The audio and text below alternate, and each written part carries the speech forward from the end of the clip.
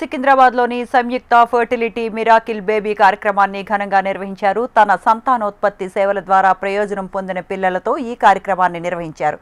Doctor Samyuktha Reddy స్థాపించిన సంయుక్త సంతానోత్పత్తి solutions సంస్థ సంతానోత్పత్తి రంగంలో 20 సంవత్సరాలకు పైగా సేవలందించింది.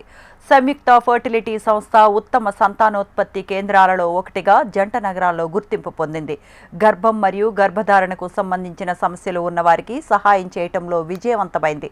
వీరి సేవలకు గాను అంతర్జాతీయ మహిళా దినోత్సవం సందర్భంగా డాక్టర్ సంయుక్తారెడ్డి సేవలకు గాను తెలంగాణ గవర్నర్ శ్రీ జిష్ణుదేవ్ వర్మ గారు భారత్ కి భేటీ అవార్డుతో సత్కరించడం విశేషం.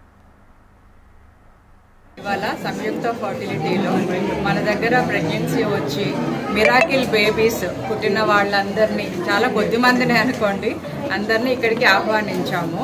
సో మన దగ్గర ఎంతో కాలం నుండి, అంటే 10 ఏళ్ళు 15 ఏళ్ళు అలా పిల్లలు లేని వాళ్ళందరూ మన మీద నమ్మకంతో ఇప్పటికి వచ్చిన తర్వాత వాళ్ళకి చాలామందికి పిల్లలు పుట్టారు. సో ఆ సందర్భంగా వాళ్ళందరినీ ఒక్క చోట చేరుస్తూ మేమందరం ఒక ఫ్యామిలీ లాగా ట్రీట్ చేస్తాము. మా పేషెంట్స్ని పేషెంట్స్గా అనుకోము మేము.